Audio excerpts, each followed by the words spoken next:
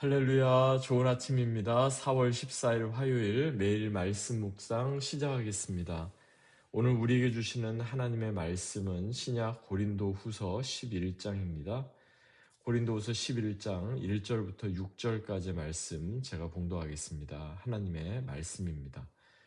원하건대 너희는 나의 좀 어리석은 것을 용납하라. 청하건대 나를 용납하라. 내가 하나님의 열심으로 너희를 위하여 열심을 내노니 내가 너희를 정결한 처녀로 한 남편인 그리스도께 드리려고 중매함이로다.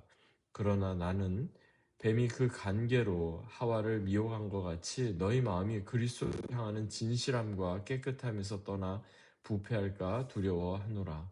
만일 누가 가서 우리가 전파하지 아니한 다른 예수를 전파하거나 혹은 너희가 받지 아니한 다른 영을 받게 하거나 혹은 너희가 받지 아니한 다른 복음을 받게 할 때에는 너희가 잘 용납하는구나. 나는 지극히 크다는 사도들보다 부족한 것이 조금도 없는 줄로 생각하노라. 내가 비록 말에는 부족하나 지식에는 그렇지 아니하니 이것을 우리가 모든 사람 가운데서 모든 일로 너희에게 나타내었노라. 아멘. 이는 우리에게 주시는 하나님의 말씀입니다. 주님 감사합니다. 본문을 중심으로 하나님의 열심으로 라는 제목으로 함께 하나님 말씀 나누겠습니다. 부모가 되어 보아야 부모의 마음을 안다라는 말이 있죠. 또는 철들기 전까지는 어른이 아니다라는 말도 있습니다. 우리가 자주 듣고 자주 사용하는 철이 든다는 말, 어떤 의미이겠습니까? 인기 유튜버이자 글쓰기 작가로 잘 알려진 이동영 작가는요, 철들매 관하여 라는 글에서 다음 세 가지 질문으로 철이 든다라는 의미를 표현했는데요. 그 세 가지 질문은 이렇습니다. 첫째, 계절의 변화를 느끼는가? 둘째, 상대의 고통에 공감하는가? 셋째, 나의 탓으로 돌아보는가? 한마디로 철이 든다는 것은요, 이처럼 짧은 순간이 아니라 긴 시간, 긴 호흡으로 주변의 변화를 인지하는 것이고요. 그래서 주변의 사람들과의 관계에 있어서 충분히 공감하고 또 고통 가운데, 어려움 가운데 있는 사람들을 또 마음으로 품는 거고요. 마지막으로 모든 문제의 원인을 남 탓, 다른 사람의 탓으로 돌리는 것이 아니라 내 탓, 나의 잘못으로 귀결시킬 수 있는 태도, 또 그러한 자세라고 정의 내리고 있는 겁니다. 굳이 이분의 표현을 빌리지 않더라도 우리도 이 부분에 많이 공감이 되지 않습니까? 그렇다면 이처럼 철들매 원리, 우리 신앙에 있어서도 이것이 그대로 적용될 수 있을까요? 물론 우리가 신앙을 가리켜서 철이 들었다 뭐 이렇게 표현하지는 않지만 우리의 신앙에 있어서도 분명 철이 드는 것과 마찬가지로 변화와 성숙이 요구되는 부분이 있습니다. 사도 바울은 오늘 본문에서 마치 부모가 자녀를 훈계하고 타이르는 것처럼 아비의 마음, 아비의 심정으로 고린도 교회 성도들을 권면하고 있습니다. 본문이 시작되는 1절 그리고 2절을 보시겠습니다. 원하건대 너희는 나의 좀 어리석은 것을 용납하라. 청하건대 나를 용납하라. 내가 하나님의 열심으로 너희를 위하여 열심을 내노니 내가 너희를 정결한 처녀로 한 남편인 그리스도께 드리려고 중매함이로다. 내가 하나님의 열심으로 너희를 위하여 열심을 낸다. 특별히 여기 2절에 열심이라는 말이 반복적으로 나오는데요. 이 열심으로 번역된 헬라어 젤로라는 이 단어는요. 한마디로 질투, 젤러스를 뜻하는 그런 단어입니다. 십계명이 기록된 구약 출애굽기 20장과 신명기 5장에서 여호와 너의 하나님은 질투하는 하나님이시다 표현했을 때 바로 그 의미랑 연결이 된다 볼 수 있겠습니다. 사도 바울은 이어지는 말씀에서 곧바로 내가 너희를 정결한 처녀로 한 남편인 그리스도께 드리려고 중매합니다 이렇게 말씀을 한 것도요.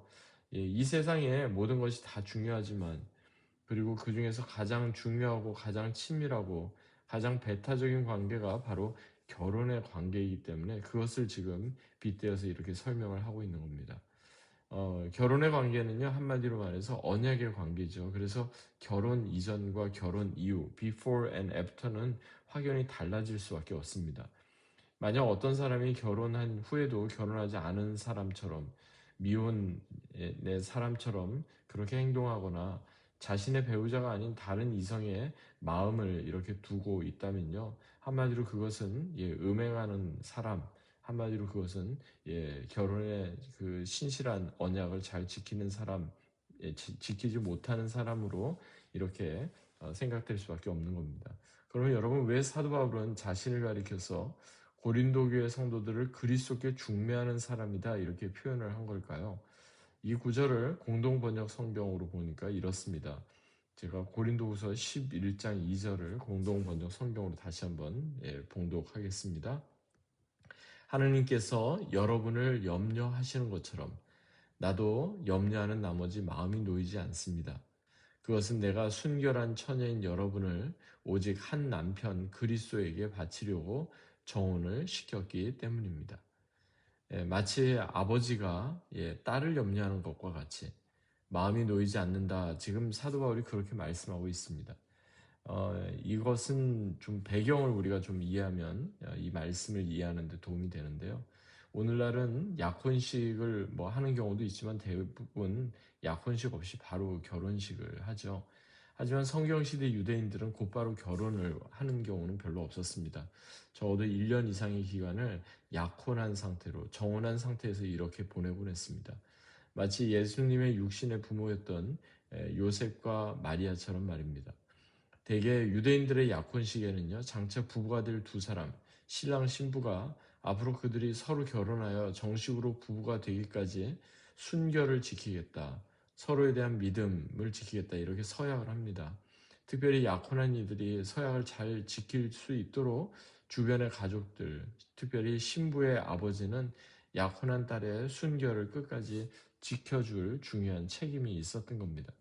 그러니까 본문에서 사도 바울이 마치 영적 아버지와 같이 처녀 딸 신부로 비유되는 고린도 교회 성도들을 남편 신랑으로 비유되는 그리스도에게 정혼시키기까지 즉 결혼시키기까지 영적인 순결을 지켜주어야 할 그 책임을 지금 이야기하고 있는 겁니다. 그런데 이러한 결혼의 비유는요, 비단 오늘 본문뿐만이 아닙니다. 구약 성경에서도 자주 등장하는 비유 중에 하나인데요. 특별히 성경에서 자주 결혼의 관계에 빗대어서 하나님을 신랑으로 그리고 이스라엘 백성을 신부로 이렇게 비유하곤 했습니다. 만약 이스라엘 백성이 하나님 앞에서 신실하지 못했을 때, 즉 그들이 하나님이 아닌 다른 우상을 따르거나 하나님과 우상을 겸하여 섬기려 했을 때 이것은 곧 음행이다. 이것은 곧 부도덕한 여인을 음행한 여인을 책망하는 것처럼 하나님께서 선지자들을 통해서 이스라엘 백성들의 영적인 음행을 책망하시고 또 그들이 죄로부터 돌이켜 회개할 것을 엄중히 말씀하게 하셨던 것을 봅니다. 만약 신부로 비유된 교회 성도들이 이처럼 영적인 순결을 제대로 지키지 못한다면, 그래서 그들이 영적 음행에 빠져 있다면 어떻게 될까요? 이것은 큰 문제가 아닐 수 없습니다. 그래서 사도 바울은 지금 이것을 염려하고 있는 겁니다. 그러면서 하나님의 열심으로 자신의 영적인 자녀들과도 같은 고린도 교회 성도들에게 지금 권면하고 경계하고 있는 겁니다. 그 내용이 이제 본문 이어지는 3절과 4절에 나오는데 이렇게 말씀합니다. 뱀이 그 간계로 하와를 미혹한 것 같이 너희 마음이 그리스도를 향하는 진실함과 깨끗함에서 떠나 부패할까 두려워하노라.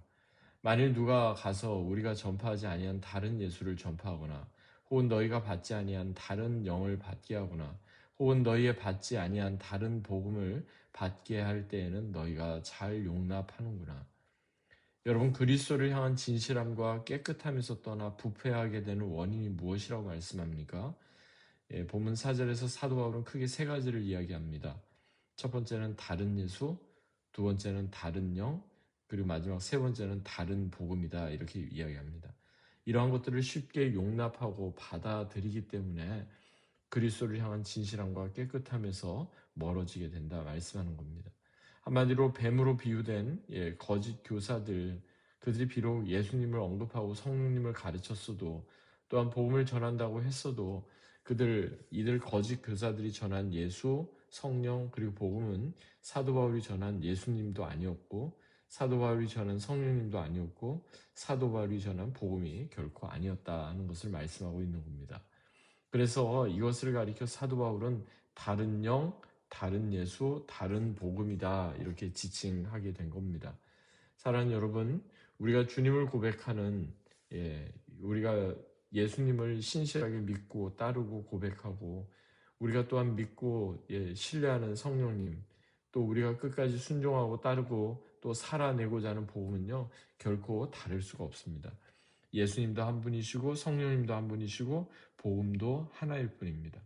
그래서 예수님께서도 요한복음 10장 30절에서 나와 아버지는 하나이니라 이렇게 선언하신 거고요. 사도 바울도 그 유명한 에베소서 4장 4절에서 몸이 하나요 성령이 하나이니 이와 같이 너희가 부르심의 한 소망 안에서 부르심을 입었느니라 말씀한 겁니다. 그리고 사도 요한도 요한일서 5장 8절에서 증거하는 이가 셋이니 성령과 물과 피라 또한 이 셋이 합하여 하나이니라 고백한 것입니다. 여러분 그렇습니다. 예수님 한 분이시고요. 성령님도 한 분이시고 복음도 하나일 뿐입니다.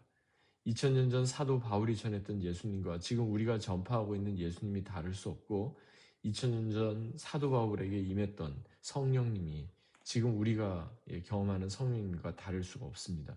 또한 2000년 전 사도 바울이 선포했던 복음의 메시지가 지금 우리가 선포하는 복음의 메시지와 결코 다를 수가 없는 겁니다.